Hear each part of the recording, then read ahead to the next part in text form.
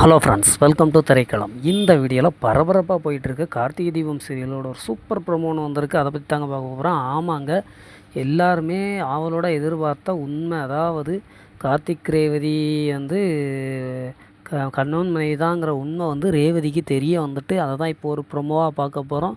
கடைசி வரை video skip பண்ணாமல் பாருங்கள். சரியான ஒரு சூப்பரான எபிசோடுன்னே சொல்லலாம்.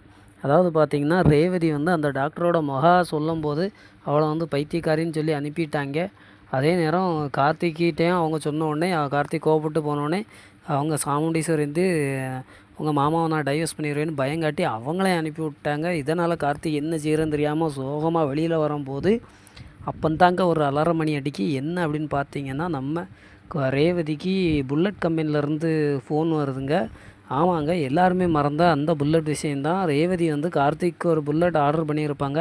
அவங்க தான் அவங்க கூப்பன் அனுப்பியிருக்காங்க.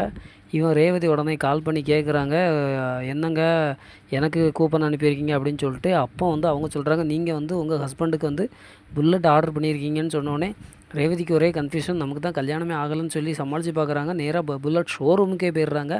அங்கே மேனேஜர் என்ன பண்ணுறாரு அப்படின்னா, நீங்கள் தான் ஆர்டர் பண்ணீங்க மேடம், நீங்கள் தான் ஆர்டர் பண்ணீங்க அப்படின்னு சொல்லிட்டு சிசிடிவி ஃபோட்டேஜெலாம் எடுத்து காமிச்சிடுறாங்க. ரேவதிக்கு என்னன்னே புரியலை. என்ன நடக்க போகுதுன்னு முழு எபிசோடை பார்த்து தெரிஞ்சுக்கலாம் வாங்க.